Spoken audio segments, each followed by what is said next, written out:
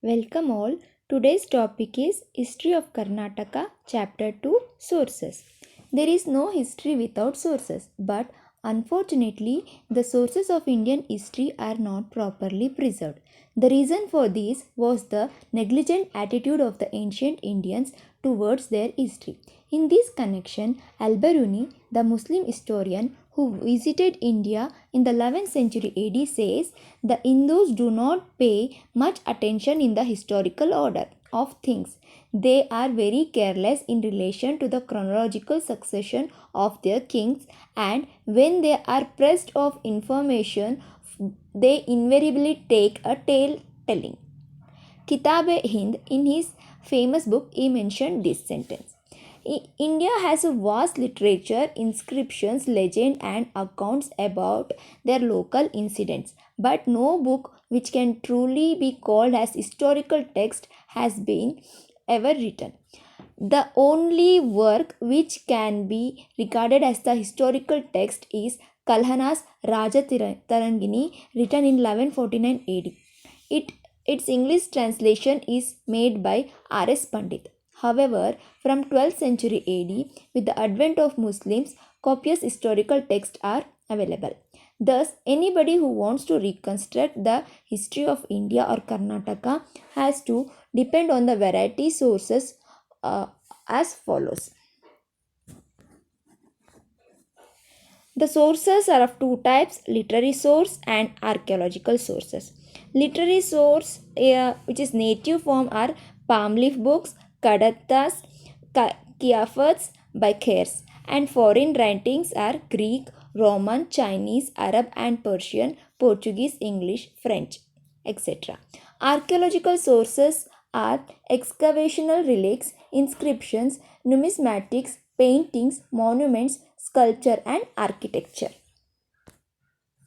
Literary sources. Native literary sources. Palm leaves books. For ancient history of Karnataka, we have to depend on records written on palm leaves and inscriptions, inscribed on rocks, pillars, copper plates, walls. Almost all literary works were on the palm leaves. These are called Talegari Grantagalu in Kannada. These are also found in Tamil, Telugu, Malayalam, Hindi, Sanskrit. Kaviraja Marga is the first available work in Kannada literature.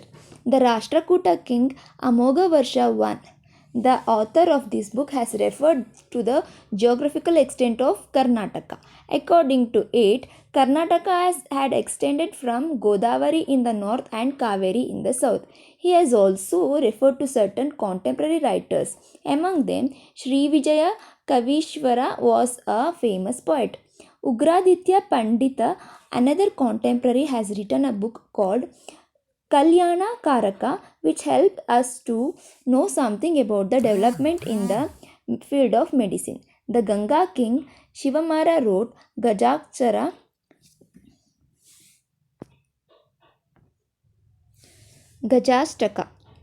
which forms a good source of information about the Ganga dynasty. A Ganga minister, Chaundaraya, in his 10th century work Chaundaraya Purana, has given a lot of information about Gangas. Many poets of the Rashtrakuta and Ganga period like Samantabhadra, Pujyapada, Bhattakalanka, Prabhachandra, Jinasena I, Siddharadeva, Padmanandi, Jinasena II, Chaundaraya, Gunabhadra and others have been responsible for the development of Kannada. Pampa's Adipurana and Vikramarjuna Vijaya, written in 10th century AD, are the two immemorial epics in Kannada language.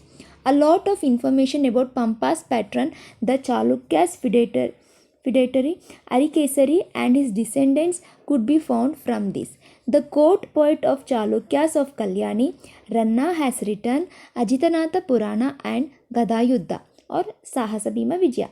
The former Ranna has compared his patron Irivabedanga Satyashraya to Bhima of Mahabharata.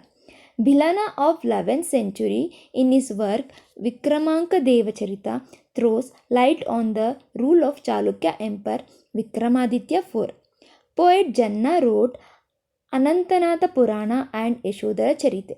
During Ballala to Vigneshwara, who belonged to the same age in his Mitakshara, helped us to know about the condition of society and people at that time.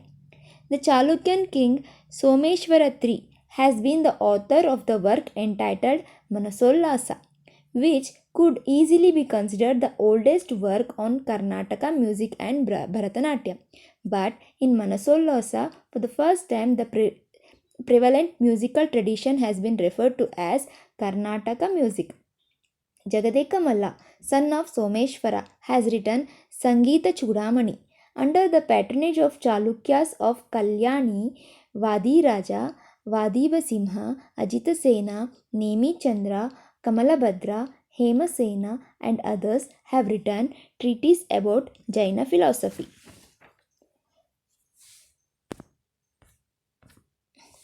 The Sangam literature of those days contain valuable information about Cholas. The Periyar Purana of Shekilar, the commentaries of by Alvar also threw light on the Chola rule. Buddhamitra's Veerasolyam, Jayagodra's Kalingattu Padani, Ottakutan's Kulutungan Vilai Tamil help us in knowing about the battles of Chola and their dynasty succession. Hemadri's Chaturvarga Chintamani has been helpful in reconstruction of the history of Sevunas of Devagiri. Rajaditya's Vyavahara Ganita throw light on the battle of Soratur fought between Hoysala Ballala and Billama. V. Bilhana's Sukti Muktavali, Someshwara's Kirti Kaumudi, Balachandra's Suri's Vasanta Vilasa, Jayasimha's Hamira Mada Mardana, etc. give us information about the Sevunas and Chalukya rulers Bala, Varma and Jayasimha. Similarly, Ramanujacharya toured Karnataka when the Hoysala king were ruling, and treatises were written about Vaishnava religion. Basaveshwara, the chief minister of Kalachuri King Bijjala, has enriched Kannada language with his vachanas and gospels. These religious work throw light on the social life of those times. The Dvaita philosopher Madhavacharya's critics are also of considerable importance in this context. Certain Kannada works which include historical information have also been found important. Among them is Nanjunda Kavi's Kumara Ramana Kate, Ganga Devi, Queen of Kampana in her work Madhura Vijayam or Veera Kampana Raya Vijaya describe the achievements of Kampana and also depicts the life and politics of that time. Two other works that tell about Kampana are Rajanatha Dindima's Saluvabhyudayam Ramabhyudayam. As far as the history of Vijayanagara kingdom is concerned, apart from Kannada works, Telugu and Sanskrit works have also been useful. Raya Vachakamu of Vishwanatha Nayani tells us about Krishnadevaraya's daily life and personality. Nandi Timmanna in his Parijata Paharanam depicts the war between Krishnadevaraya and Prataparudra of Orissa. Amukta a work of Krishnadevaraya, is about tips to kings regarding administration. The Sanskrit works Achyuta Raya Bhyudayam and Varadambika Parinayam are helpful in knowing about Achyutaraya's kingdom. Ramarajyamu of Rajanatha Dindima gives the detail about Ramaraya, while Ramaraja's Bhakar includes valuable information about the Battle of Talikote. The author of these works are Ramaji Tirumala Harikare of the court of Venkata II. Some Veerashaiva poet composed predictive chronologicals called Kalagnana. M.A. Basava's Kalagnana and Vidyaranya Kalagnana are concerned about Vijayanagara Empire. Basavappa Nayaka's Shivatattva Ratnakara and Lingana's Keladi Nrupavijaya are two other works with historical material of those days. Many works that help in reconstructing the history of Wadeyars of Mysore are available. Kantirava Narasaraja Vijayan, Chikkadevaraya Vijayam, Chikkadevaraya Vamshavali, Govinda Vidya's Kantirava Narasaraja Vijaya and other are important among them. Though not very factual, it carefully considers yields about certain historical facts. As far as history of the Bahmani Sultans is concerned, works of Muslim scholars have been a great value. Fateh-us-Salatin by Isami of the court of Muhammad bin Tughlaq throws light on the state of affairs in Deccan at that time. Berhan-e-Masir of Ali bin Aziz Taba tells us about the rule of Nizam Kingdom, Ahmednagar. Mohad Qasim Farishta, who was under the patronage of Ibrahim Adil Shah II of Bijapur, was the most famous among the Muslim historians. Important among his work is Gulshan-e Ibrahimi, is also called Tariq-e-Farishta. Shirazi, who originally migrated from Persia to the court of Adil Shah, in his work Tazkirat-ul-Mulk has depicted many useful facts. One more work of similar importance will reconstructing the history of Bahmani kings were Nizam-ud-Din Ahmad's Tabakat-e-Akbari, Ahmad Amin Razi's Haft-Iklim and Haji-ud-Dabir also contains some useful information regarding the Bahmani Sultanate. Second literary source is Kadatas or black cloth records.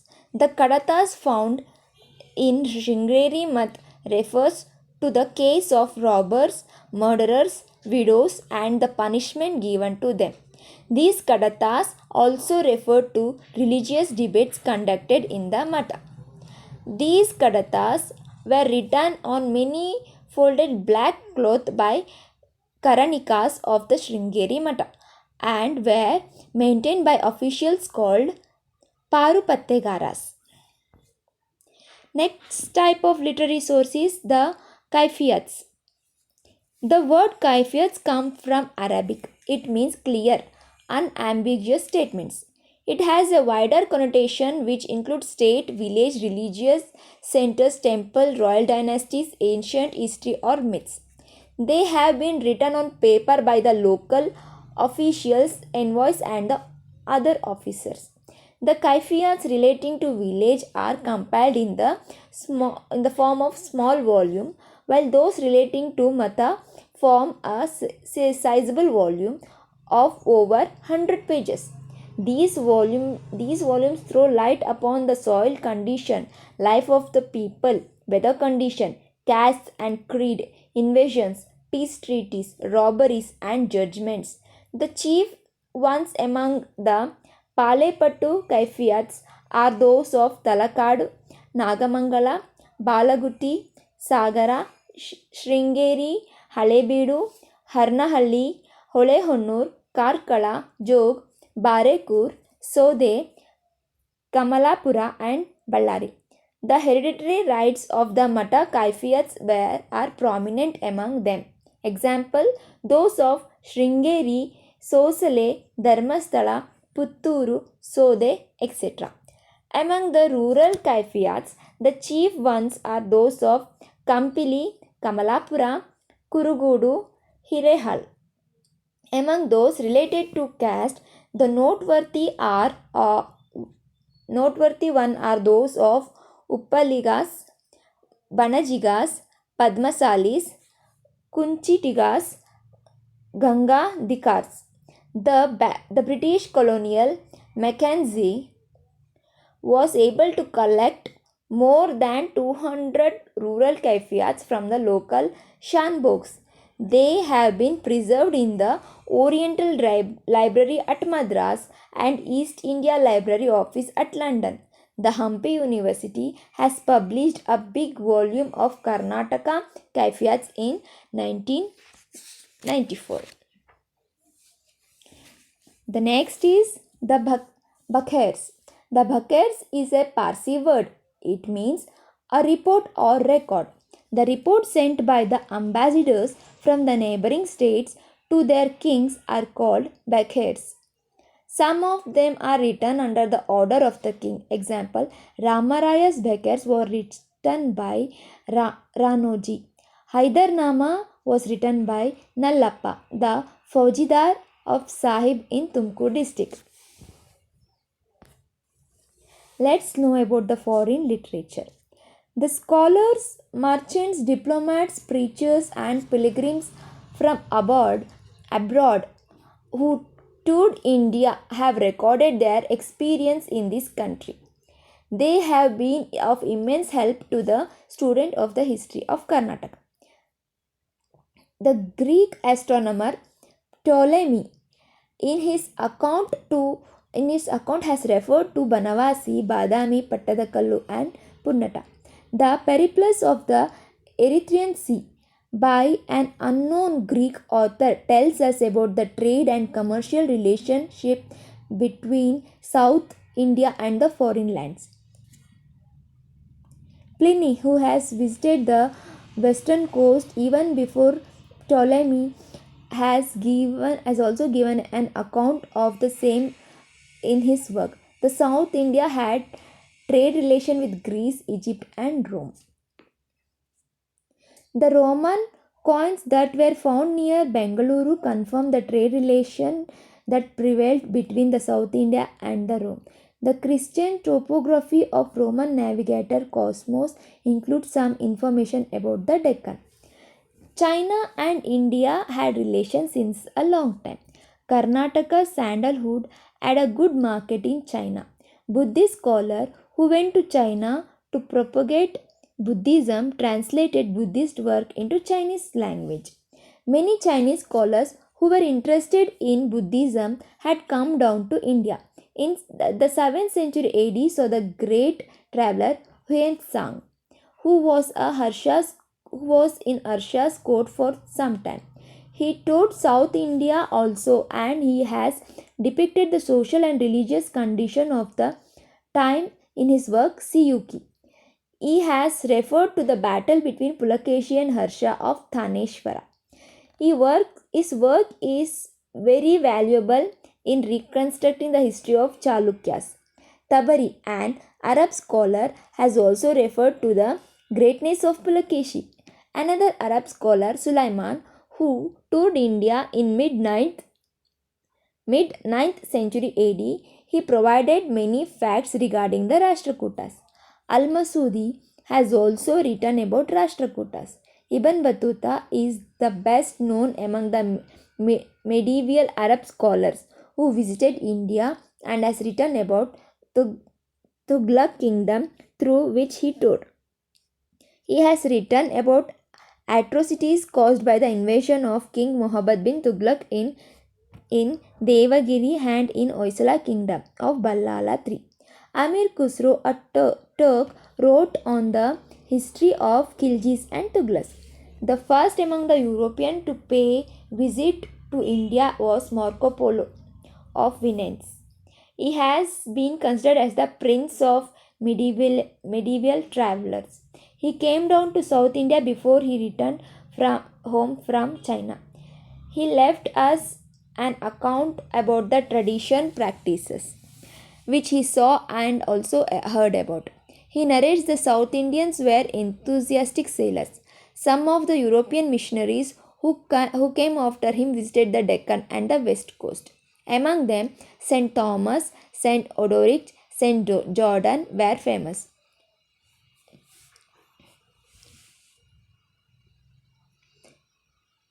These Christian missionaries written critiques about the Hindu way of life. The travelogues of foreigner travelers is of great importance in knowing about the glory of Vijayanagara Empire. These writers seem to have depicted the picture of Vijayanagara in an objective way on the basis of their experience. Among them, Niccolo Conti of Venice, Abdul Razak, the Persian ambassador, Barbosa and Domingo Pius of Portugal, Pedro della Vella of Italy were of great importance. The account of the Russian merchant Athenensis Nikitan, who visited the Deccan in 1470, throws light on the Bahmani rulers. Ludini Kodivat, a soldier from Italy, Bologna, toured the southern coast in early 16th century. His travelogue about the ports of Goa and Calcutta are of great value. Let's know about the archaeological sources. The information derived from archaeological sources are as important as that of literary sources in reconstructing the history of the country. Sometimes history of the particular period has to be reconstructed with the help of archaeological sources only. By the scientific study of the ruins of houses, graves, weapons, tools, potteries, inscriptions, coins, monuments, art and architecture, a good deal of historical information can be derived. For the prehistoric period, we should mainly depend on such archaeological sources only. First one is Excavational Relics. The Department of Archaeology came into exist in India in 1862. General Cunningham was its first director. The state and the Central Archaeological Department have conducted excavation in different sites of Karnataka, which throw abundant light on the ancient history of this region. The important sites excavated are as follows. In the excavation conducted at Chandravalli in Chitradurga district by K. Pedaya, Dr. Sheshadri, M.H. Krishna throw light on ancient times. The relics such as broken pottery, bones of domestic animals and human beings, stone tools, domestic articles, graveyards, toys and other things found at Sankanakallu, Aluru, Jedeganahalli, Lingadahalli, Sannati, Talakadu throw light on the Stone Age culture. Some of these were excavated by Professor Subbaya, Pedaya and others. Dr. Sankalai and K.V. Joshi conducted excavation at Hunsagi, Kyada, Sirur, Kibbanahalli, Anagwadi, Pattadakal, Solartagi also furnishes us with abundant information about the Paleolithic culture. The credit of excavating New Stone Age culture at Sankanakal, Tekkalakote, Kappagal goes to the staff of Deccan College, Pune. The findings at Brahmagiri, Chitradurga district not only reveals the megalithic culture but also tells us about the contact between Karnataka and Rome. A site at Maski was excavated by B.K. Thapar, the staff of Ancient Indian History and Epigraphy, Karnataka University.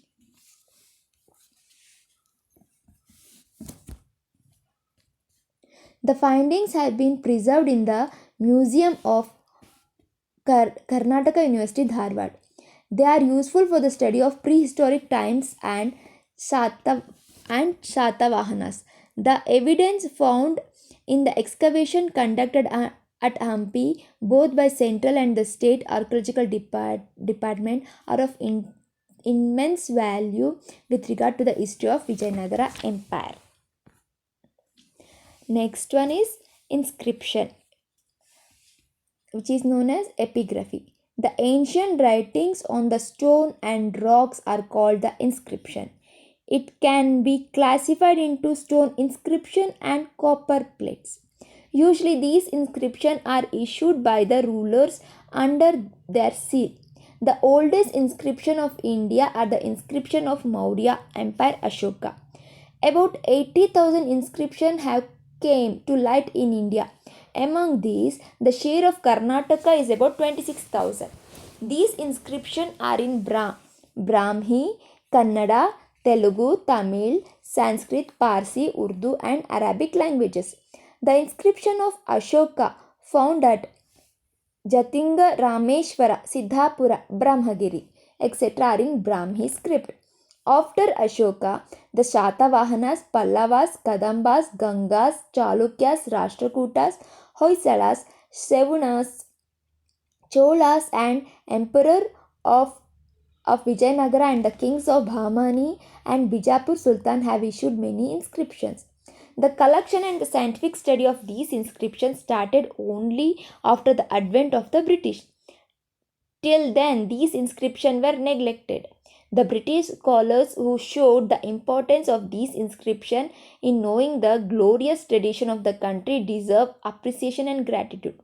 Colonial Mackenzie has collected 9,000 inscriptions relating to South India. Eliot and another officer in East India Company collected about 6,000 inscriptions. Dr. Fleet and B.L. Rice laid the foundation for the study of the inscription in Karnataka. These two Englishmen studied Kannada and Sanskrit inscription and published their findings in Indian Antiquary for the first time. The amount of time, energy, and money that these two scholars spent in collecting and deciphering these inscriptions has been of great importance to us today. The first publication, Dynasties of Canaries District, published in the first and the second volume of the Bombay Gazetteer, is of great useful to the student of the history. B.L. Rice published 12 volumes including the Mysore and the Coorg from inscriptions, Epigraphia Karnataka, Epigraphia Indica, Bombay Karnataka inscriptions, Hyderabad Archaeological Series, etc. Our own scholars who have done a great work in this field are Dr. S. Krishnaswamy Iyengar, R. Narasimhacharya, Dr. S. C. Nandhimath, Dr. M. H. Krishna, H. Krishna Shastri, Professor K. A. Neelakanta Shastri, Dr. P. B. Desai, Dr. S. Shrikanta Shastri, Dr. G. S. Ghai, Dr. Sheshadri, Dr. M. Chidananda Murthy, and others. The work of Institute of Kannada Studies of the University of Mysore should also be mentioned here. The inscription later to those of Ashoka and Shatavahana period are found in the caves of Kaneri, Karle, Nasik, etc. They are in Brahmi script. A large number of inscriptions of Ganga period have been found. The important among the inscriptions of Dhurvanita are those found in Malohalli, Gummeredihalli, and Uttanor in Kolar district. The copper plates of Nalala and Hebbata are the land grants. The Mane copper plate inscription of Govinda III tells us about the extent of the Rashtrakuta kingdom. Though the Kannada script was in use only as late as 4th century AD, we come across the inscription in Kannada. The Halmidi inscription discovered in Belur Taluk of Hassan district is the first Kannada script so far discovered. This is the oldest Kannada inscription known to history. These throw light on the Kadamba history. The other two inscriptions that help us in the reconstruction of the history of Kadambas are Chandravali inscription was inscribed by Mayura Sharma on rock in the village near Chitradurga. The Talagunda inscription of Kakusta Verma. This inscription has been found in Talagunda of Shikaripura Taluk of Shivamogga district. It belongs to 5th century AD. The Ayole inscription composed by Ravi throws light on the Chalukyas. It also mentions the name of Kalidasa as a great poet. This inscription is in Meguti temple of Ayole village in Hunagunda Taluk, Bijapur district. This inscription gives us information about Pulakeshi II and his victory over Harsha, and also about his successors. The Kappe Arabatta Prashasti of 7th century AD is inscribed on the rock at Tattikote near Badami. This Kappe Arabatta must have been a famous historical person.